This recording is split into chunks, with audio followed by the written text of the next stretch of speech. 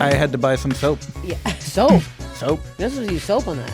Guess I gotta return some soap then. She went, oh, your vein just collapsed. And then my brain went like, what does that mean? And then that sent me down like a full... No! That launched me. Like everything went black. And I woke up sliding down the mountain like this.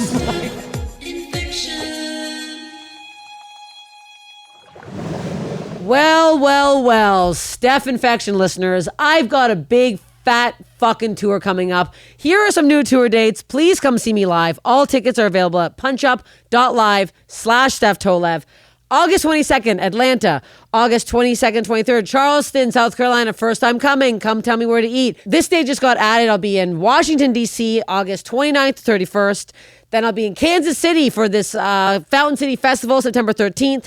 I got some theater gigs coming up in Canada I'm very pumped for. I got Halifax, September 20th, Ottawa, September 21st. Then I'll be in Houston, Texas, a one-nighter at the Improv on September 26th. Then I'll be in Dallas, pretty much more like Addison, September 27th, 29th. Then I'll be in Portland, Oregon. Tickets are selling really fast for that show at Helium, so please get them October 3rd to 5th. Then I have I got new dates I can announce here. I will be in Victoria, BC, November 8th, Vancouver, November 9th, and then Edmonton, Alberta. I can finally announce it. November 10th, I'll be in Edmonton. Please get tickets to all these. Thank you. Keep listening to Steph Infection. Okay, here we go. Barrett, I'm saying it correctly? Yeah. Okay. Graeme. Graeme, yeah. So, I know your first name is well, Graeme. I don't know. People look at my first name, and I think every nurse who's called me into the waiting room or whatever is just like, Graeme. Graeme? Yeah, and then they go, did I say it right? And I go, it's fine. I'm never going to be here. I think in high school, all the girls would call me Graeme, and then I just never corrected any of them. So it's the same thing. It's like, I don't know. Okay, well, Graeme Barrett's here. I'm saying it correctly. Yes. Canadian comic, Toronto living, Winnipeg. I didn't know you're from Winnipeg. Yeah, I would say mostly from Winnipeg. My parents are military, so I kind of I was that middle child military brat combo. Canadian military, yeah. Where?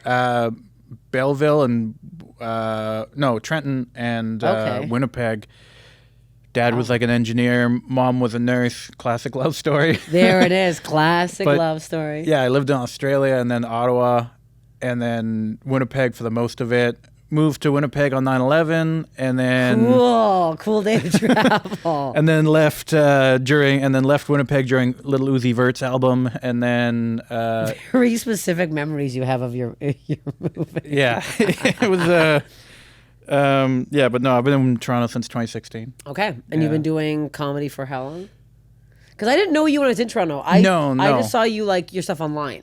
Yeah. So I started out in like kind of music, and that's why I moved to Toronto. I was doing songwriting and producing, and then I did a lot of music videos for people because I got picked for my flavor. So I did some stuff for like Smashing Pumpkins and a rapper Little Peep and a couple other like any other Canadian bands that I can really I'd rather not say. No, is it Sum 41? No. It's ones that I'm like, I don't know if I want to. Okay. You want to advertise them? Yeah, okay. I don't. Yeah, I'll Full say members. after. No. It's you'll know what it is, and you'll either love it or be like, fuck that. Okay. But yeah, and then I think I just got bored of doing music because I was like, it was the classic thing. I was like putting so much work into it, and then like nothing was coming back to me because they'd be like pitching songs and be like, yeah, this is great. Well, they don't want to cut it though. Like they don't want to record it or something. And then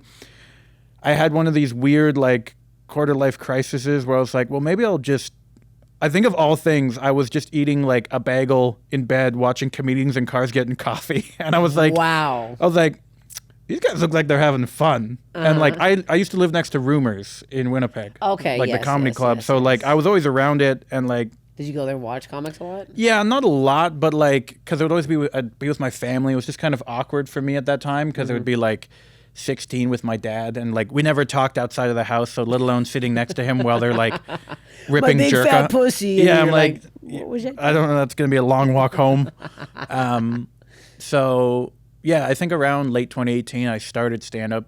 So I got, I guess you would say, bit by the bug And Like then a Jerry Seinfeld vibe. yeah, the B movie bit me. Yeah. And then once I saw the B movie, I was in. You're like, that's it. I can be a comedian too. It's not that hard. You just got to be a talking bug. But yeah, I did stand up until basically lockdown. And then lockdown, I was like, well, I've done like video stuff before, but I hadn't done like video stuff online. And I had a couple friends who were doing really well, just like swallowing the cringe pill of doing TikTok. You know, there's always that like, oh, it's hard to get into. well, I always talk about it because like I think comedians have an issue. Like they spend their whole life telling their friends they've done like, you know, a decade of stand up. They curate their sound and their comedy in dark rooms where none of their friends or family can see it. And then when they finally come out to a show, they're like, yeah, that's not half bad after like years of work. Yeah. And they know the outcome. But online, doing comedy online and doing comedy in person are two separate things. And a lot of times people think they're the same style. And so I'm like, you have to treat online like an open mic. So you could be 10 years into stand-up and you'll just be terrible at online and people will think they're the same thing. And so I think there's an ego attached to that of like, they're just scared to be like, oh, well, this isn't as good as my stand-up, or like, you know, or they're just, yeah, I think it's just ego-based. So then I basically just swallowed the cringe pill and just learned TikTok over lockdown.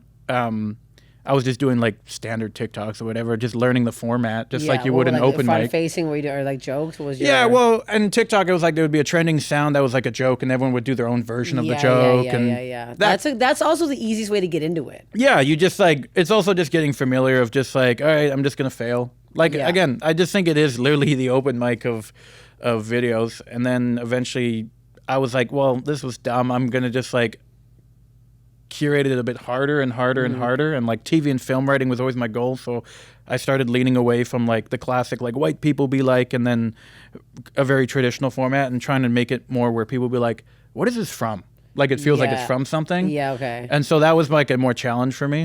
Is that when you started doing this stuff where it was like films on the TV? Yeah, like just like kind of distant vignettes of something that feels like it's like, I always like to do the blur the line of people being like, is this real?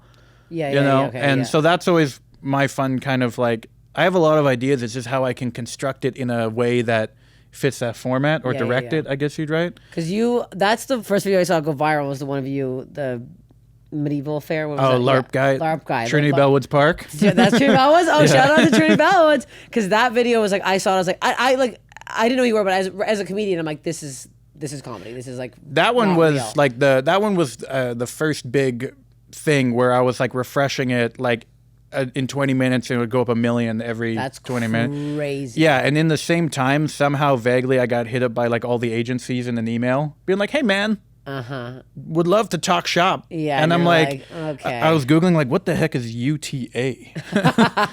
It's so, man, everyone's so thirsty. It's also, especially off of like one video. Like, I mean, I've never had anything go that viral where I was like refreshing. Yeah, I mean, that's my top. I've had nothing top that, but like that was like, that video will come back on Twitter every month. Someone in Brazil will post it and be like, this is hilarious. Or like someone will do one of those tee-ups where it's like, what's the best video on the internet? And then like it'll pop up in Reddit and do the same numbers again. Shit. So that's I'm going to die on that cross. That's my... Yeah. So I'll probably get a movie deal when I'm like 50 of like being that same character when I'm like really starving.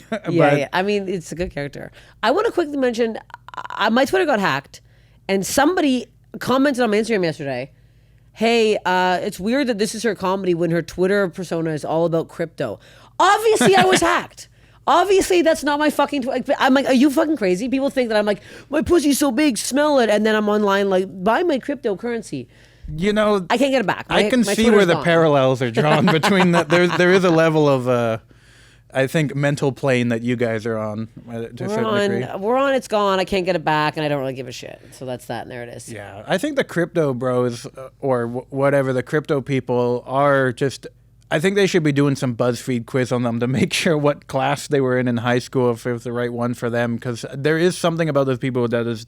They're just so obsessed and so passionate about this thing that...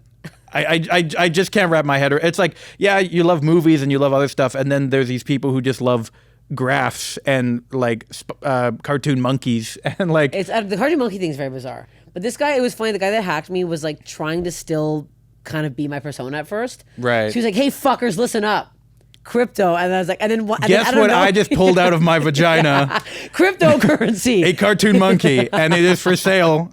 He then, out of nowhere, would post like a joke. He's like, "What's the deal with corn coming out of your shit hole?" And then would go back to his crypto rant again. So people were like, "Is this you, Steph?" And I'm like, "This is not fucking me, for God's sakes." I do love, well, that's a classic Twitter tee-up where my Twitter feed is flooded with just like, have you seen the leak of this new OnlyFans girl? Yeah, and then right underneath, they're like, that's me. And like everyone knows it's obviously like a curated thing, but it's just so funny that like that is the format of just like, hey, this is genuine content underneath. No, this is not content. This is like me selling something right away. Like there's no nuance of like selling. Like speaking of that, here's a game I made. Oh yeah. Okay, explain this. No, this is game. for you. This is for me? you. Yeah. Oh my God, I get one? Okay, I'm so confused by this. Did you play Dungeons & Dragons? Is that what this is from? No. This is Pokemon? What is this from? So Divorced Dads was like another one of my series I made by accident. Can I open this? Yeah.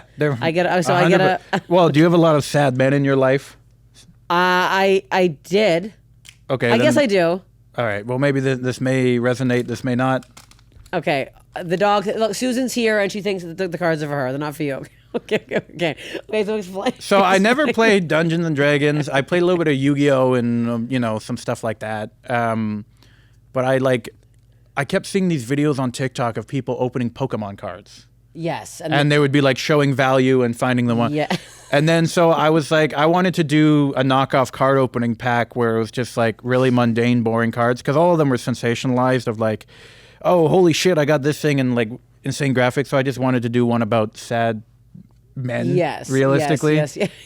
Like really subdue the expectations. And then this is like the second version that's actually playable. The original ones were just Google images, basically. Okay, and this one you made. So I have Divorce Papers. Divorce Papers. That's a good one. I got Salmonella. Okay. That one's not just for divorced dads. That's for everybody. Fine dining. This one seems fun because it says I got the boat. It's very shiny. Oh yeah, you get one holographic per booster. So you got okay. Every dad has a boat. Compression socks. That's great. Okay. That might be me soon. Anyways. Okay, oil change, the classic, morning coffee. Okay, these are like used truck. These are psychotic. So people actually play this game. Yeah. And it's selling. Yeah. Buy it on your where. It grew like originally I made it as merch and then it just grew so big that it is now just a card game. That's fucking wild. Like so, and it was never the intention to like make it like a thing. It just was like, when something just makes sense and you're like it. It was an interesting thing. I was talking to a guy who was like, we spend our whole life chasing a hit, if that makes sense, especially online or a format or something. And I'm a guy who likes to change up a lot. So it's like if I do something, I don't like getting pigeonholed as like just the guy who does these sketches or just the guy who does that sketch. And like, so I don't know. This is one of the only things I've just kept on running with it because I'm like, that's what everyone wants is to find a hit that just, is able to sustain them and like now I don't have to do random brand deals if I don't want to. Yeah, but where before I was like before these, I was like literally my girlfriend was paying my rent.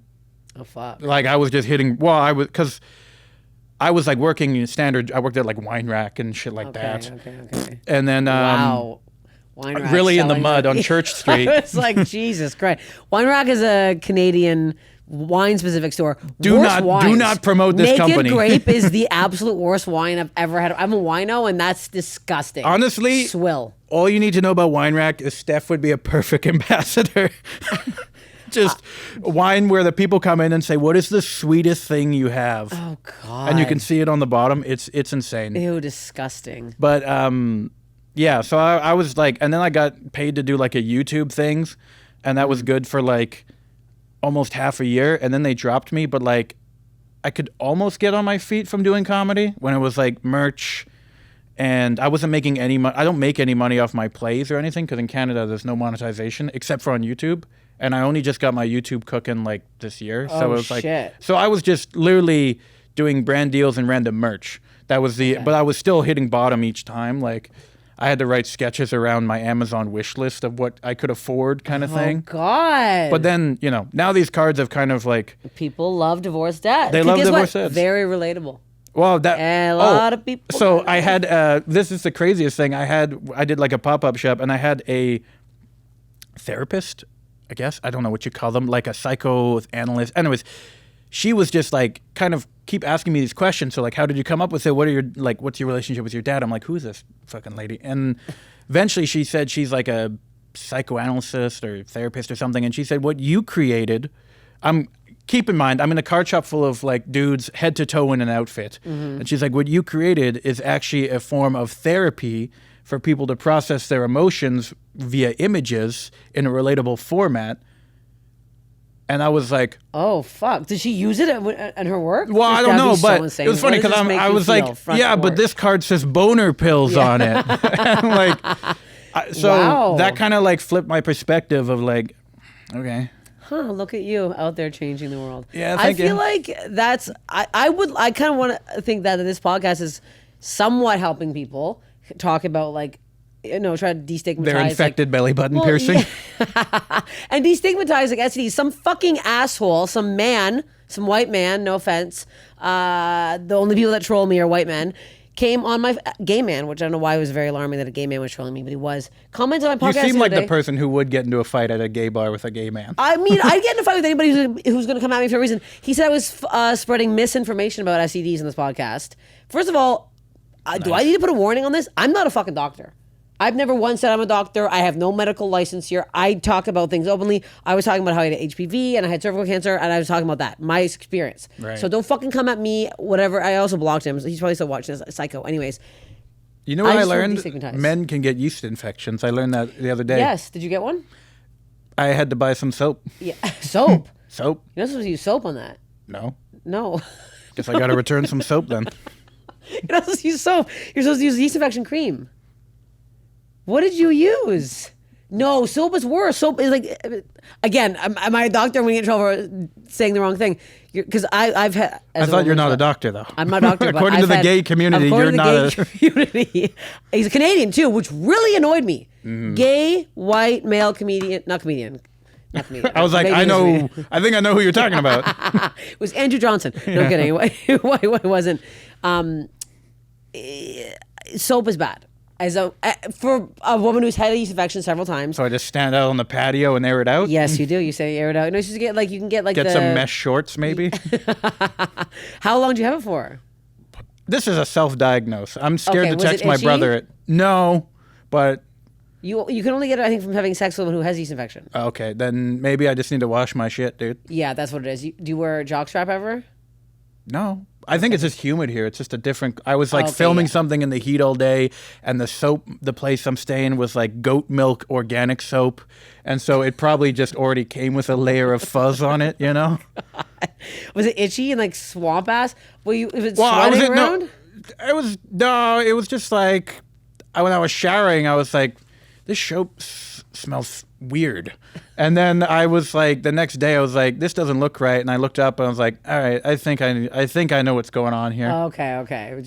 The thing is with looking things up is always Google image, and then you go to search something else like, where's the nice brunch spot? And then it's just like a picture of like cancer moles right before you. That's exactly what it is. Or I finally started going on incognito to watch porn on my phone because I would open it up just like a full gaping ass. Sound on. I always have a fear of doing it on the phone. Like my fear is that I'm going to use it on the phone and I'm going to somehow it will have gone to Instagram Live.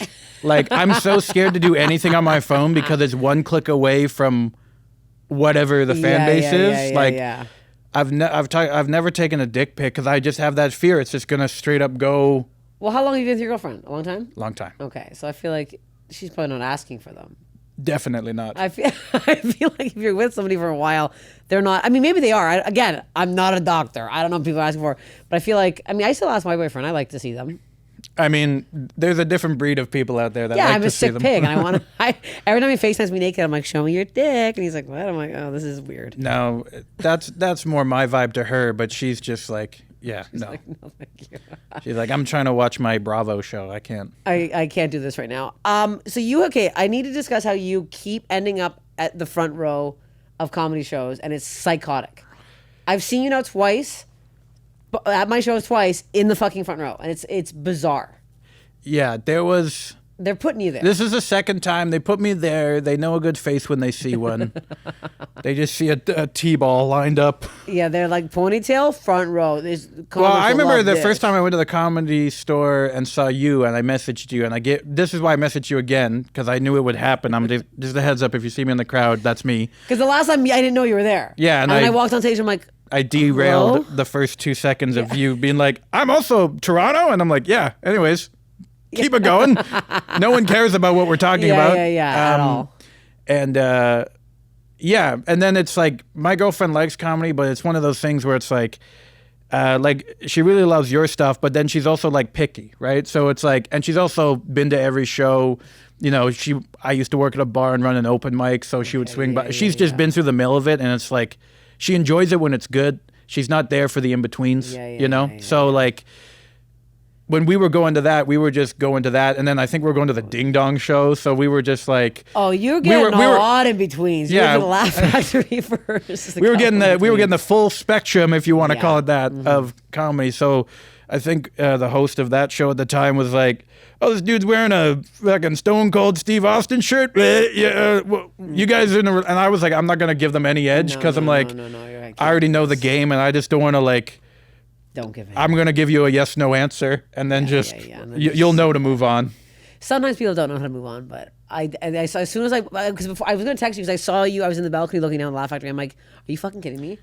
And it's so bright up there too. So you're right. I tried to sit back, and then they kind of did the shuffle forward, and then they showed me the menu with $45 items on it, and I was like, okay, I'll get the $12 water, I guess. You're too nice. So when people you should be like, I don't want to sit here. I think if you can say you're too Canadian.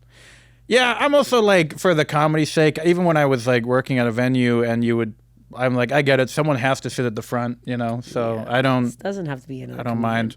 Okay, let's get into your bod stuff. I love. Okay.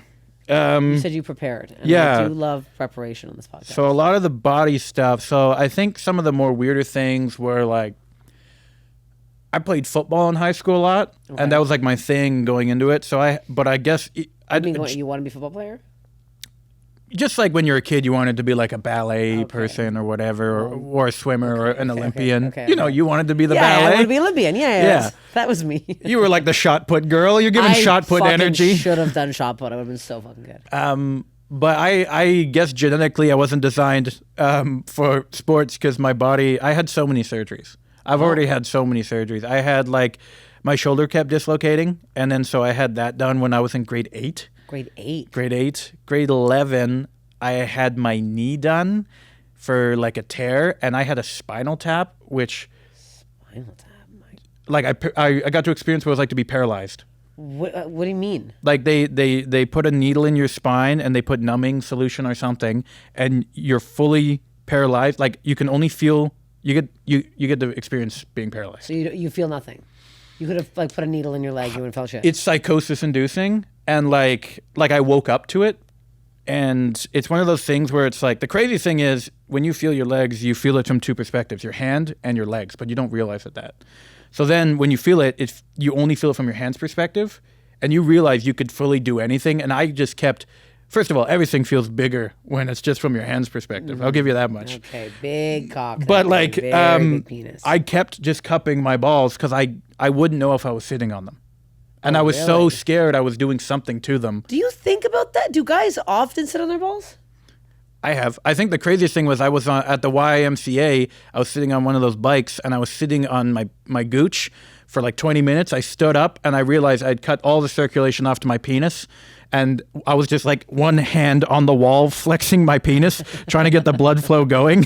Because I was like, I gave myself pins and needles in my penis. Oh, God. Okay. I always wonder that was sitting on a bike seat where they go. But like normally, do you have to move them when you sit down somewhere? Do you have huge nuts? I don't know about... I feel like you might have the biggest balls. No. But there's definitely some moments where you like scooch in your chair weird, and one like does one of these guys. Oh, it slips back. Yeah. I've never heard a man sit on their balls before. This is new for me. So, oh well. I mean, I've never asked, and I simply would some never men ask. are gentlemen, but okay. So wait, you can't feel. So you're checking to see if you're sitting on your huge balls. Checking to see on my huge balls. I'm like definitely like going insane, and like they don't let you leave until you could pee.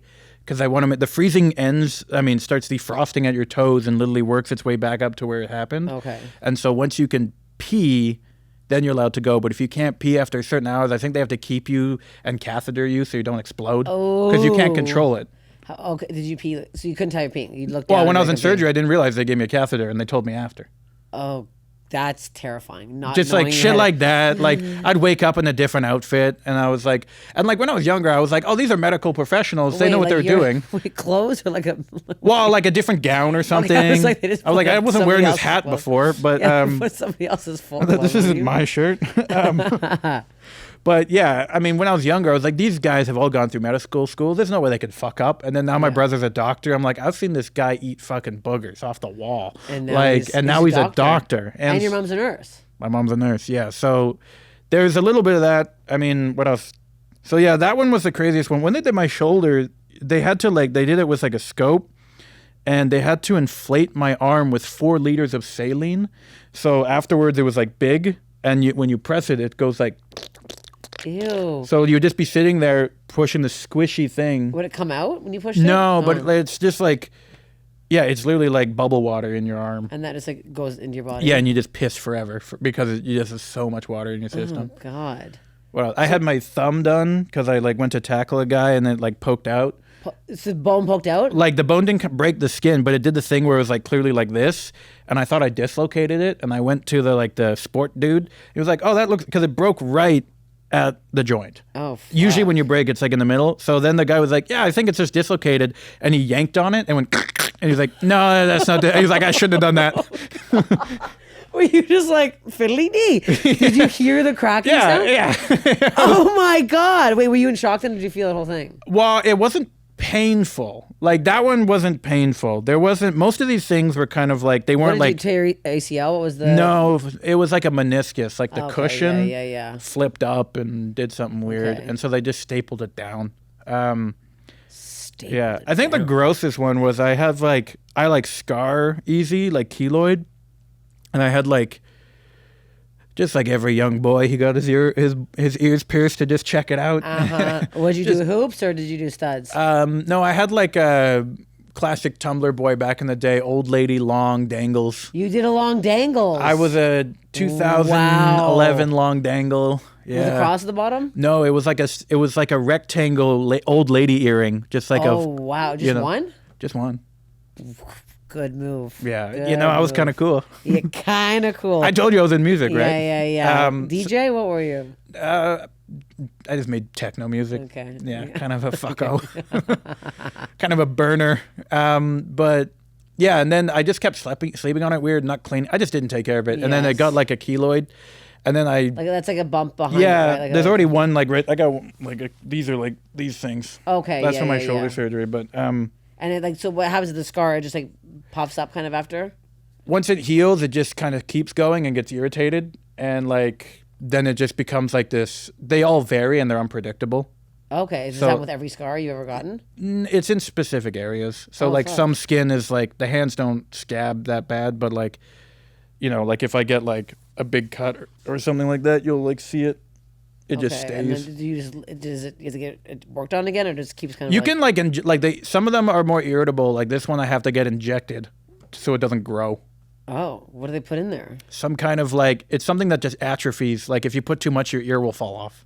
Yay! Like it's just like a poison basically. So I had basically a golf ball behind this ear. Like it was on just the a actual on the lobe. back of the lobe.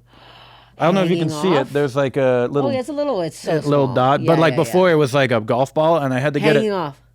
Yeah, I wore my hair down a lot. I was gonna say, And you know what you the still best- had the earring dangling. The on best it? part of it was because I was playing Call of Duty and I had headphones on too much. And Wow, that is the most you thing I think that I could have put together. thank you.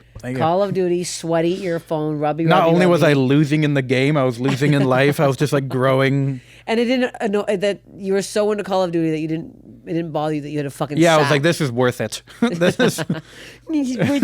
So wait, is it like a sack, like a It liquidy literally sack, or it like literally feels like a ball of human flesh from like a cartoon. It's just like it's cartilage. like it's this. hard. Yeah, feel your nose. It's like that. It's a hard, squishy ball. Ew. And so I got it cut off, and you can only really do like 1 or 2 rounds of it because it's like if you if it keeps growing back, you basically when you cut it off, you create a new scar. Did you ask to save it and you put it in a No, jar? but the grossest thing about it cutting off is you hear it all because it's cartilage and they're using a saw right by your ear. So I was sitting there and it was frozen and it sounded like, you know when cars tires ride over crunchy snow? Yeah. It was like that for a good 15 minutes. Why did they let him to cut off? Well, I think he had to like cut it off in a way and then you have to like stitch it up. So some of it could have just been him stitching. Okay. But like it was just like. Did you look at it? He wouldn't let me. Stop. But you tried? Well, I'm always like, can I take a look and ask? Because I'm just like, even when the doctors step out of the room at the walk-in clinic, I'll like take a look at their Google document and then like, like it'll be like, Graeme, Indigenous background, not sure if he's gay, like, because they have to state that. It says that? Yeah, they'll be like, because I don't know why, but they have like, they had like relationship status and like other stuff like that, just to give you a general sense if they pass it on to someone else. Okay. And I think for like, it's general lifestyle behavior they're looking for. Okay. I might be just dealing with a weird fucked up doctor. Yeah, I was like, this seems a little off course here. But like, Might be gay. I like, don't know. We'll find out. how many drinks next per time. week and How many dicks? How many per dudes, my suck? man? Yeah. I'm not getting a good read on you. Are you popular or not popular? When I show you my penis, what's your reaction? Big balls, small balls? Okay, so that got cut off. And then, but did they cut off as one whole thing? Yeah. Oh, wow. Well, they And didn't. then Yeah, I don't think they filleted it. And they're like, that looks They better. put it out on a little Wagyu Yeah. steak thing, let it air out. Wow. Okay, so they sliced the dice, put it down, Sliced the dice, put it down, sewed me up. and then that's it. And then it comes back. It would slowly come back, and then now I'd pay like stupid amounts of money to Uber to like way north of Toronto to get someone to just syringe something into my ear. You can't do that yourself. Obviously. No, You can't be I had seen. something blasted off my face recently. I had like pre-cancer on my face. Blasted off. Well, you know, they take like a CO2. You ever been to the dermatologist where they just like use like NOS or CO2? No. It's like whippets basically. Okay. But they it's so just- cold that it just freezes. It comes off. Yeah, and like this patch is like. Was it raised or was it just like? Yeah, it was like a sunspot that was kind of flaky, and it just wouldn't Okay. go away. Okay, and then did you get And checked? Did they were take a like, piece yeah, of this it? kind of looks like a precursor thing, and so you just blast it rather than do any testing. No testing, so that's it. It's gone. There's no. Yeah, they're like, as long as it doesn't come back flaky, you're fine. Oh, and it didn't But come it was out just flaky? not yet. I haven't been in a hot tub yet, so I don't know. That's Yeah. where you're like, go to a hot tub right after. If it flakes, That's up, how you then- test your immune system, is going into like a public hot pool. Speaking of immune system, I might have lupus. I don't know what that is. It's an autoimmune disorder. Oh, what's her name? What's Selena Gomez. She just got it. Yes, Selena Gomez. Shout out. To It's Selena not Gomez. like, is it something you just develop over time? I think so. So here's It's the not worst like part. you had someone else's cigarette and No. Oh. It's an autoimmune thing that you get. So I found out on TikTok Live.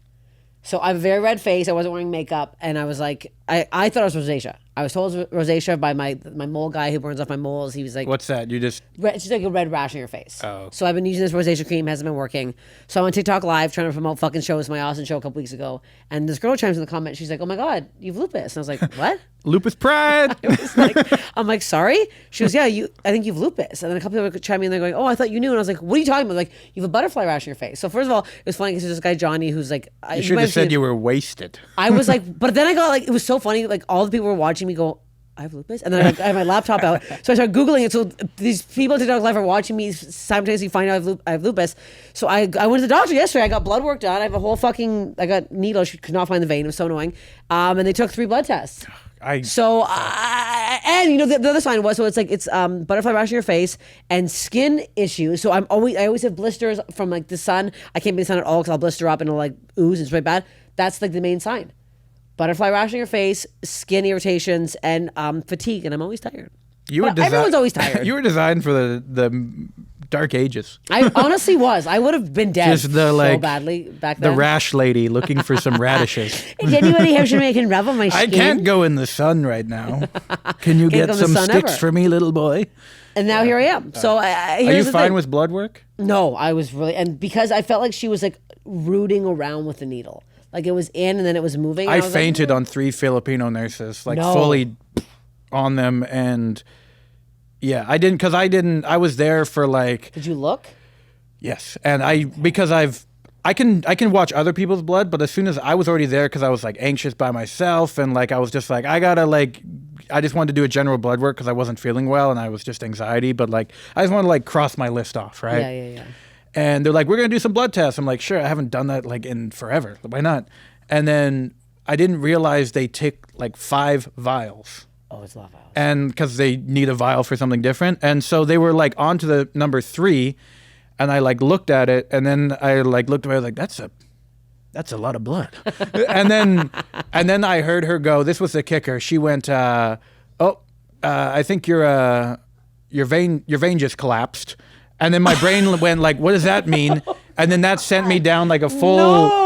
That launched me. And then she was like, "Can you let go?" And I was like, "What?" And I saw my hand was like white knuckled, like fisted. And then I was like, and then I just hear like 3 Filipino like, "Doctor, doctor." And then like, I like wake up and like, I can't hear. And I'm surrounded by I'm in a doctor's office surrounded by 3 nurses and a doctor who's like senior. And they're saying, "Oh, it's fine. Like, this is normal. Like, people faint. Here's some water. Just take time." Yeah. And I was like, I can't hear. I can't. And in my head, I was so paranoia pilled. I was like, these people don't know fucking shit. I'm going to die in here. And I was like the most like. Is it in Toronto? Yeah. It was like, I've only fainted twice in my life. And that was probably the more extreme case. Well, because I feel like, okay, so you're working on a cartoon. I feel like people that are cartoony, like myself as well, you think of cartoon, the image of a vein collapsing, in my head, you know, those like long balloons. Yeah. That like when they let out air, like, and that's why I would picture that flopping out of my arm, and I would freak the fuck out. Well, it was just, I just didn't know, like, I didn't know that was a normal thing. I did not know. They were like, "Oh, this is normal. Your blood's just like, your veins just restricted or you're stressed." I thought it was like, "Oh, there's a blood clot, like it's gonna fold on itself, and or we fucked up and we gave you the wrong needle." Like that wasn't transparent to me. Yeah, they also should explain it a bit. You have to say, "Oh, his vein clot." You have to say something. They're like, "Oh yeah, don't worry. Yeah, your blood isn't flowing anymore. We're gonna find a bigger needle." Yeah, bigger needle, bigger vein. I had one time at the St. Joseph's Hospital in Ronsonsvale, the bottom of Ronsonsvale, right by the QEW. A woman she was like a new nurse. She was like, "Oh my God, your vein is really hard to get in there." I looked down and I had the biggest lump of, I was like, I don't think it's supposed to look like that. And then my friend was like, "Take the needle out," because I was like, it was freaking me out. It was hemorrhaging. It was hemorrhaging. And I was like, and she's like, "Yeah." And I kept poking around. I'm like, and I had a crazy allergic reaction. So I was like, I couldn't even like tell her to take it out. Do you have more body stuff? I think the only other kind of interesting thing I had was concussions. Oh, from football? Yeah, like I had your general ones where you get stars from like head-on-head hits, but I got knocked out once fully. And that wasn't from football, that was from snowboarding.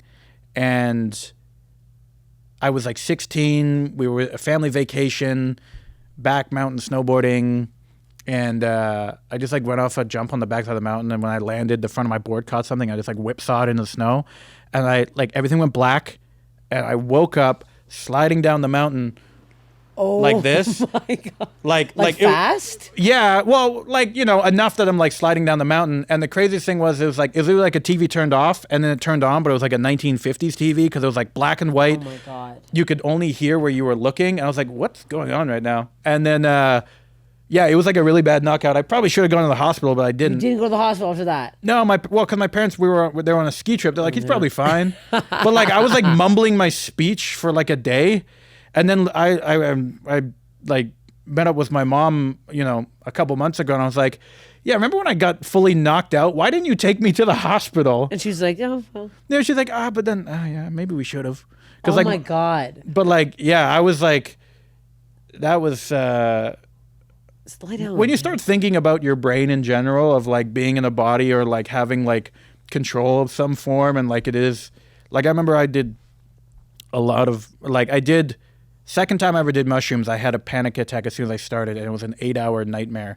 And like I had true paranoia. Like I had never had paranoia to where I was like, oh, not like, do they like me? Did I do something weird? I shook his hand funny. Is he gonna remember that? Like it was more like the paranoia where you're like, these people did this to me.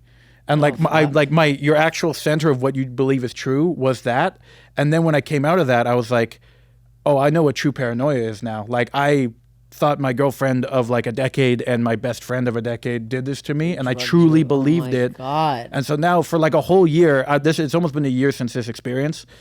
For a whole year, basically last time I went to your show, like at the Comedy Store, I was like, for a whole year, I've been like having this existential, like, can I trust my thoughts?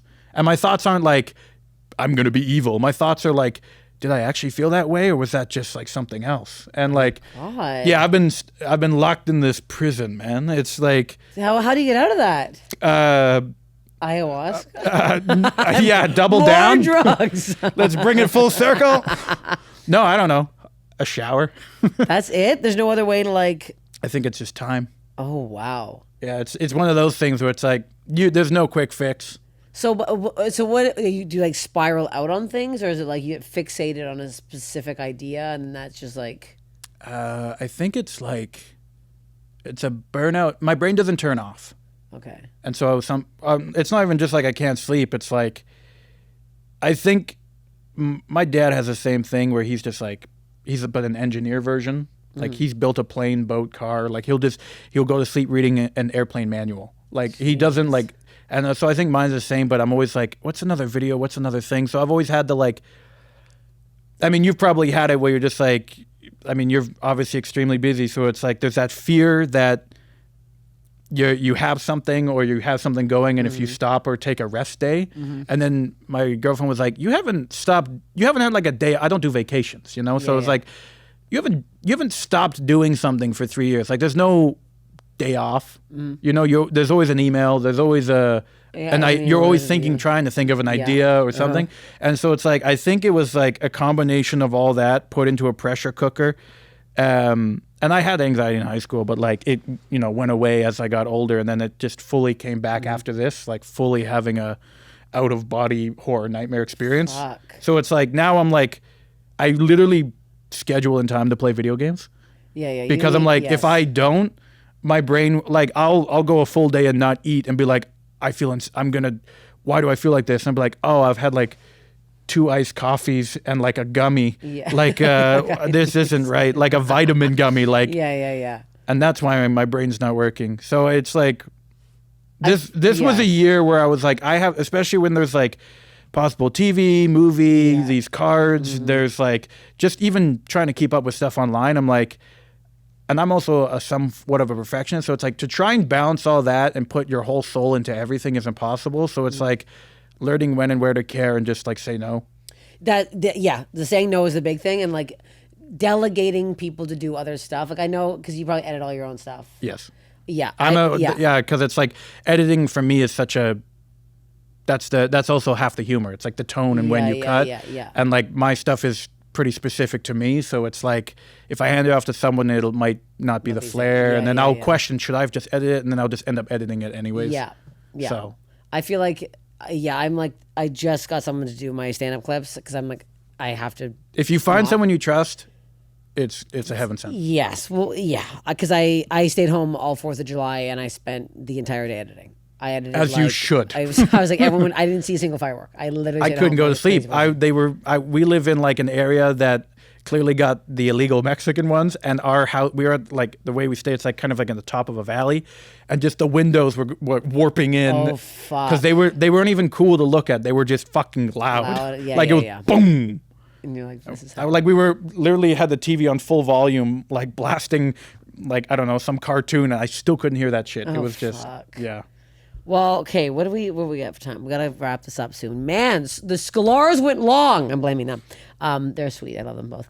What's the worst body thing you've ever heard?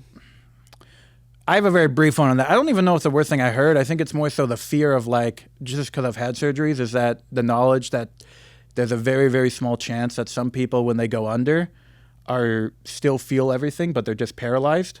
So they can have an 8-hour open heart surgery, feel everything, and they're paralyzed. So they can't say? They can't say anything, and they just are writhing in pain. And oh my God. Some of these people have to go back for multiple surgeries, and they're just signing themselves up for, like, nightmare. That okay? I don't think I've ever put that in my head before.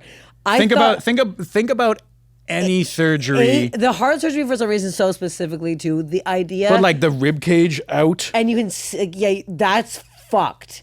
And they have a tube down their throat. They can barely like breathe on their own.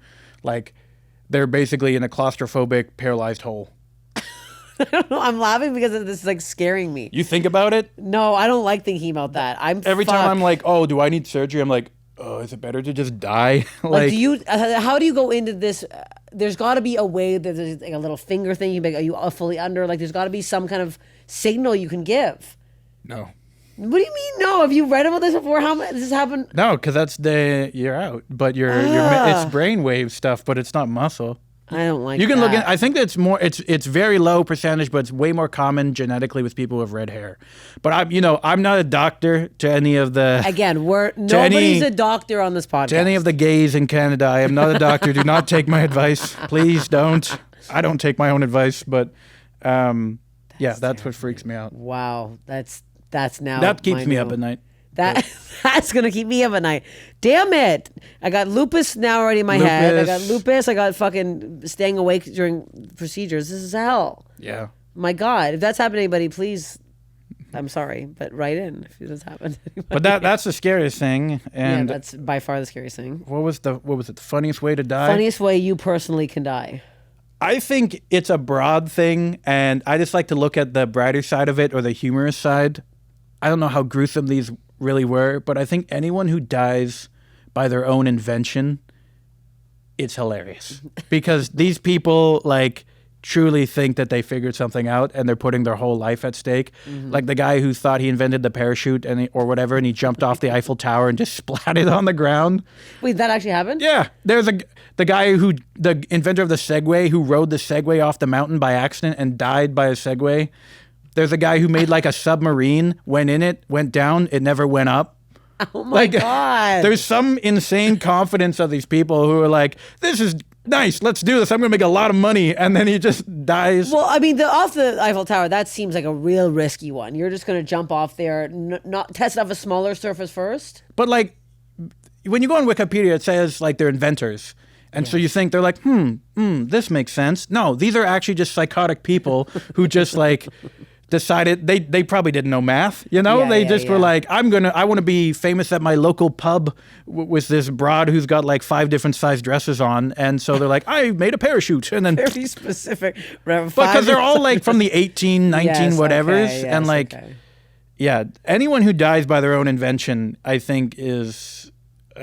Even also like the guys who go over the barrel at Niagara. Niagara Falls. People have lived though. No, sure, great, but like I'm talking about the person who's like, I just picture they're all wearing a top hat and a monocle, and they're like, I will see you on the other side, and then they're like, sploosh, and then you just see like pieces of wood floating away. Yeah, and the monocle somehow. And everyone's just like, oh fuck, and they're like holding their dainty umbrella. Time to go home now, children. You didn't make it. I don't know. I like to think of it more of a humorous angle like that, of like, there's a lot of ones who's like, he invented this car and then like ran it into a tree. Like that's their Wikipedia existence. So you probably have more on their Wikipedia than I have on mine. Do you have a good Wikipedia? I don't have a Wikipedia. Oh, no one's written one for you? If anyone wants to write my Wikipedia, just try not make me canceled. That's my one request. Well, don't cancel him. Get his divorced dad cards. They're quite comical. Play the game. I don't know who I'd play the game with, but there's a Reddit. You can go on divorcedads.shop, or you don't have to. It's voicedads.shop. Yeah. Wow, that's a mouthful. Okay, voicedads.shop. We tried to get divorce.com, but it actually leads to a debunked magazine about divorce. Which is I don't know who's writing for that, but we were like, fuck, they beat us to the punch already. They beat you, and it's probably very entertaining. It's probably just pivoted really hard to like alpha male stuff, but yeah. You don't need a woman. Where can you find you online? Just look up my name. There's it's gonna be me or a soccer player or a guy who does photography in the 90s, and you should be able to figure out which one's me. Or follow all three. Hey, follow all three. Or none, it's fine. You can live your life how you want, Thanks for coming on Steph Infection. Thank you.